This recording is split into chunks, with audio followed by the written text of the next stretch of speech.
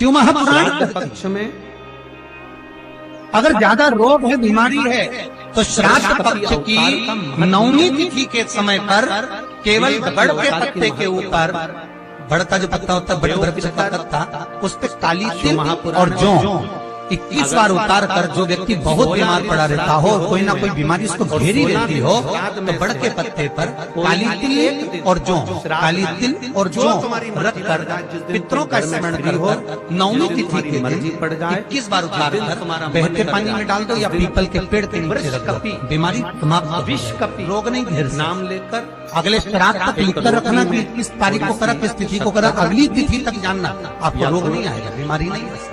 थोड़ा सा चावल तो दो बाती थोड़ा सा एक ही दिए के अंदर, अगर चावल नहीं हो तो खीर बन जाए तो एक चावल का दाना रोटी के अंदर रखकर वर्ष कपि उसमें डालकर अपनी कामना कर फिर जला। भगवान शंकर 3 या 4 सोमवार करके देखो। साथ में यदि लक्ष्मी जी का स्मरण किया जाए और माता लक्ष्मी जी का स्मरण कर एक लाल नारायण का उस मिलन कटोरी के सम्मुख में माता लक्ष्मी का नाम लेकर रखा जाए, और बाद में वही शहद, वही मधु और वही पुष्प,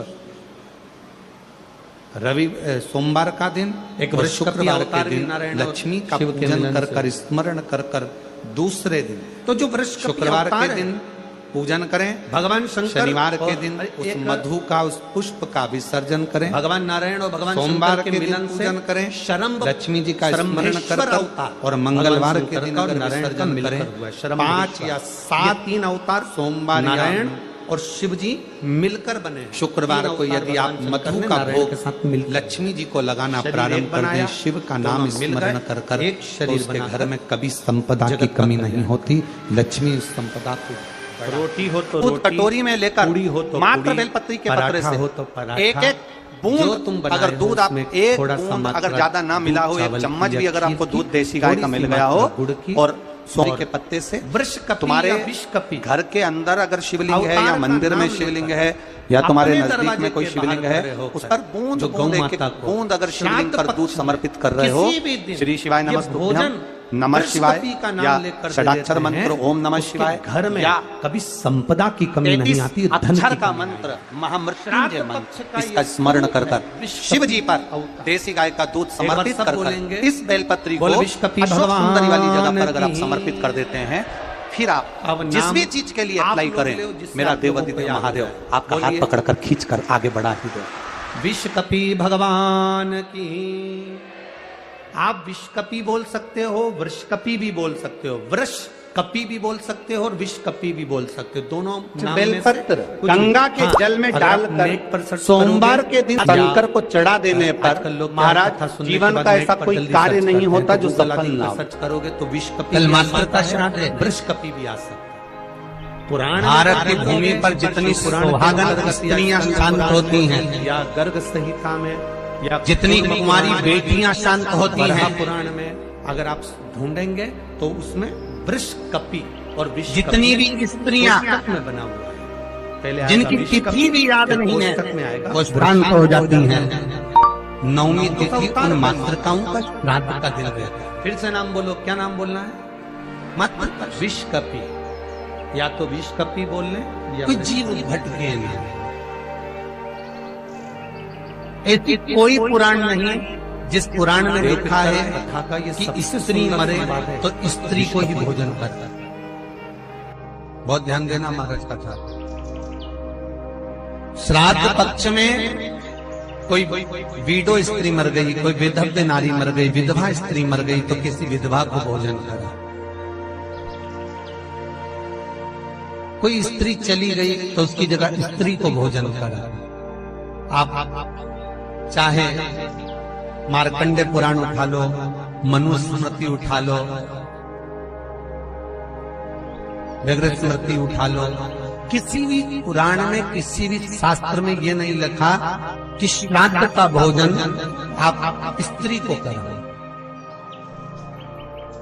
हर पुराण में एक ही बात लिखी है कि ब्राह्मण वो जो पूजन करता हो, ब्राह्मण को जो गायत्री करता हो, ब्राह्मण वो जो भगवत भजन करता हो, ब्राह्मण वो जो मंत्र का जाप करता हो, ब्राह्मण वो जो नित्य प्रति संध्या करता हो, ब्राह्मण वो जो मंत्र का स्मरण करता हो, वेद और पुराण का ज्ञाता हो, ब्राह्मण वो जो भगवान की सेवा में तल्लीन रहता हो, ब्राह्मण वो जो कंधे पर जनेऊ धारण करता हो, ब्राह्मण वो जो मस्तक पर त्रिपुंड धारण करता हो, ब्राह्मण वो जो जिसके मुख से गायत्री का नित्य प्रति स्मरण होता हो, उसको भोजन कराने का श्राद्ध में हक है।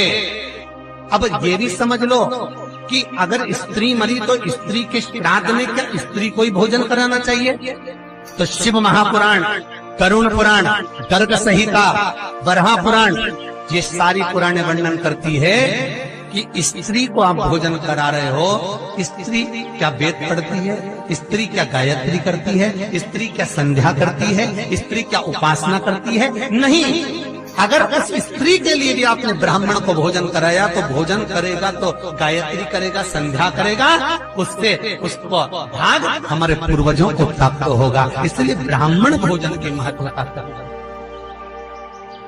फिर दूसरा क्रम कहा गया, मान लो अगर कोई सौभाग्यवती नारी चली गई, सुहागन स्त्री चली गई, कोई पति के साथ सती हो गई, कोई ऐसी स्त्री गई है, तो स्पष्ट कहा गया है महाराज, हमारे यहाँ मनुस्मृति में कहा गया कि अगर कोई सौभाग्यवती नारी चली जाती है तो उसको केवल स्त्री को भोजन नहीं कराना है, उसके साथ उसके पति को भी भोजन पर बुलाना है, तब भोजन का श्राद्ध का भाग प्राप्त होता है। नहीं तो वो स्त्री जिसका तुमने श्राद्ध करा है, केवल एक नारी को सौभाग्यवती को बुलाकर भोजन करा दिया, साड़ी दे दी, चूड़ी दे दी, बिंदी दे दी और वो चली गई, तो वो नारी साल भर में स्वप्न में पूरे घर को दिखेगी जरूर, कभी भी दिखेगी पर दिखेगी, ये पक्का। अब कहोगे महाराज हमने तो श्राद्ध में माता जी का भोजन भी कराया था, स्वागत गई थी तो हमने तो एक लेडीज को भोजन भी कराया, वो स्त्री का भोजन कराया, अकेली को भोजन कराया, उसके साथ में उसके पति को नहीं मिला। अगर पति आता, दोनों अखंड भाव से भोजन करते तो फिर वो स्वप्न में नहीं दिखती, आशीर्वाद देकर जाती, क्योंकि उसकी अकेली को तुमने भोजन कराया।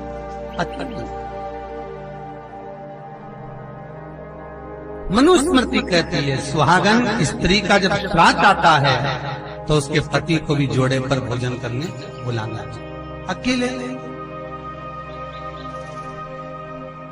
मत। और ये श्राद्ध का भाव जो वर्णित है, हमें वर देना है, हमें वर लेना है या देना है तो आयुष्मान भाव का नहीं चाहिए। हमें कौन सा वर चाहिए? चिरंजीवी भाव। जैसे अभी डेंटिंग पेंटिंग कर रहे हो, चकाचक रह रहे हो, खा रहे पी रहे मौज कर रहे हो, जितना धन आपके आज है, जितनी सत्ता आपकी आज है, उतना ही सत्ता, उतना ही वैभव, उतना ही धन सदा बना रहे, ऐसा भगवान से वर चाहिए, ऐसा वर। और मेरे भोलेनाथ ऐसी कृपा करना, जैसे माता अपने पुत्र को वर देती है। कल मात्र का श्राद्ध है, जिन जिन ने सहयोग दिया था, जिन जिन ने सहयोग दिया है, दान दिया है, ऐसी कृपा करना कि ये भी चिरंजीवी भाव, ऐसी कृपा कर देना, ऐसी दया कर देना, खूब बड़े, खूब ऐसी कृपा करना। मार्कंडू जी ने शिव जी से कहा था जो दुनिया में कोई नहीं कर सकता वो आप कर सकते हो। माता पार्वती ने वर दे दिया चिरंजीवी भाव। आज मार्कंडे जी का अंतिम दिवस है, यमराज तैयारी कर कर आ रहा है सेना लेकर मार्कंडे जी को लेने के लिए। यमदूतों को भेज दिया, चलो तैयारी करो, आज मार्कंडे को लेकर जाना है। तो यमदूत कहते हैं वो तो शंकर जी का भजन कर रहा है। शंकर जी से जाकर पूछा ले जाएं इसको? शंकर भगवान ने कहा इसकी इतनी उम्र थी, ले जाओ।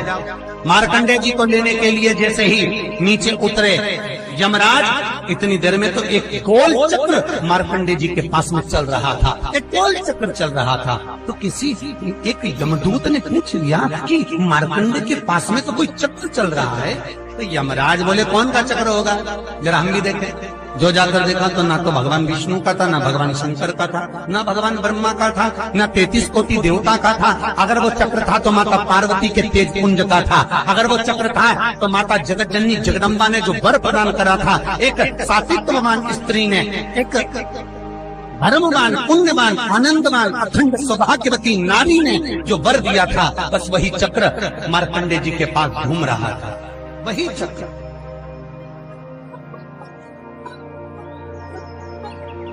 स्त्री के मस्तक पर जो ये कुंकू की बिंदी होती है ना, ये किसी चक्र से कम नहीं होती है जी, किसी चक्र से कम नहीं है। यदि संसार का कोई मनुष्य बेल दूध का प्रयोग करता है, बेल दूध से मतलब होता है बेलपत्र के ये मध्य भाग जो होता है, बेलपत्री की जो नीचे की 2 पत्तियां जो होती है, ये 2 पत्तियां जो बेलपत्री की होती है, इस बेलपत्री की दोनों पत्तियों को शिवलिंग पर जब आप रखते हैं, शिवलिंग पर रखने के बाद में आपके हाथ में जो कटोरी में दूध है, वो दूध इन दोनों पत्तियों पर, ये पितरों के भाव से, पितृ पित्राणी के भाव से आप दोनों पत्तियों पर बेल दूध को अगर समर्पित कर रहे हैं, बेलपत्र समर्पित करने के बाद थोड़ी सी कटोरी में अगर गौमाता का दूध है और ये दोनों पत्तियों पर अगर आप अपने गोत्र से दूध चढ़ा रहे हैं, तो संसार में ऐसा कोई व्यक्ति नहीं है जिसके ऊपर पितृदोष लग जाए। पितृदोष समाप्त होकर ही रहता है।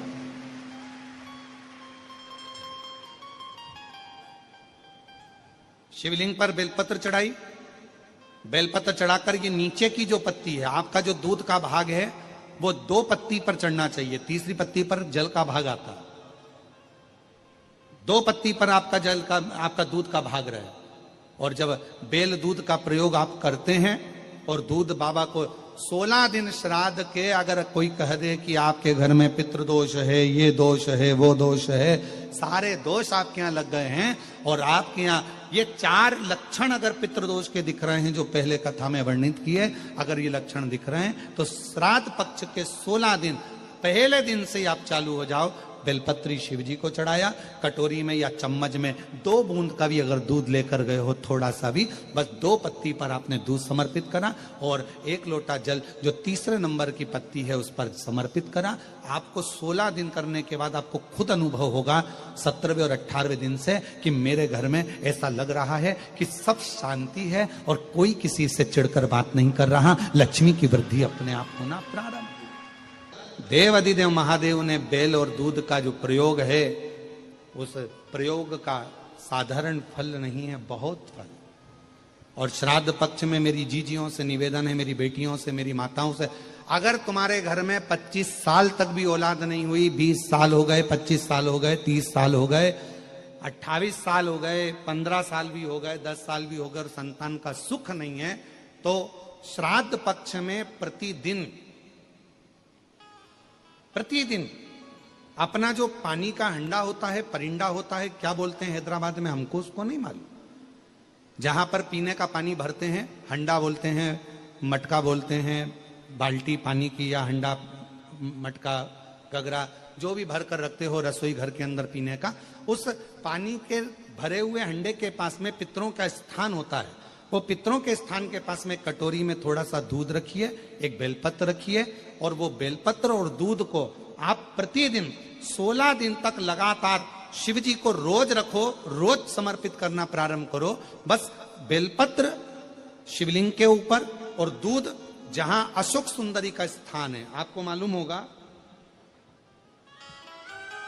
जरा ध्यान देंगे, ये शिवलिंग, ये जलाधारी, ये भगवान शंकर का शिवलिंग है, ये जलाधारी है, माता पार्वती जी का हस्त कमल, और सामने जो चरण है जहां से पानी बहता है, राइट भाग गणेश जी का, लेफ्ट भाग कार्तिकेय जी का, बीच में एक मोटी सी लाइन होती है जिसको अशोक सुंदरी कहा जाता है। शंकर भगवान की 6 बेटियां हैं। 6 बेटियों में शंकर जी के ऊपर जो कलश रखा होता है, उसमें से जो बूंद बूंद पानी गिरता है, वो कलश 5 बेटियों का स्थान होता है। जया, विषहरा, शामली बारी, दौतली और देव, ये शिव जी की 5 लड़कियां ऊपर और एक बेटी अशोक सुंदरी। सामने जो मोटी सी लाइन होती है जहां से शिव जी पे चढ़ा हुआ पानी गिरता है, उसके बीच में जो लाइन होती है वो अशोक सुंदरी का स्थान। तो जिसके यहां संतान का यदि सुख नहीं है तो 16 दिन एक प्रयास करें। तुम रुकेश्वर महादेव का नाम लेकर, तुम रुकेश्वर महादेव का नाम लेकर शंकर जी के ऊपर तो चढ़ाए बेलपत्र जो तुमने परिंदे के पास, हंडे के पास रात्रि को रखा है। 16 दिन के रोज एक बार रखो और रोज एक बार चढ़ाओ। रखा, वो दूध को अशोक सुंदरी के स्थान पर समर्पित करना है और बेलपत्र को शिवलिंग पर समर्पित करना है। 16 दिन कर देखिए, उसके 3 महीने के अंदर देवाधिदेव महादेव की कृपा से गर्भ जरूर ठहरेगा। शिव की कृपा जरूर है, शंकर की करुणा जरूर, गर्भ अवश्य ठहरेगा। पर नाम स्मरण रखना है। कौन से महादेव? जम के बोलो जरा, तुम रुकेश्वर महादेव। फिर से बोलिए, तुम रुकेश्वर महादेव। तुम रुका जी कौन? जिन्होंने भगवान शंकर की अविरल भक्ति को, भगवान शिव की अविरल रचना को, भगवान शिव के मंत्र जाप को, शिव जी के स्मरण को, भगवान शंकर की अविरल कथा को निरंतर गाया।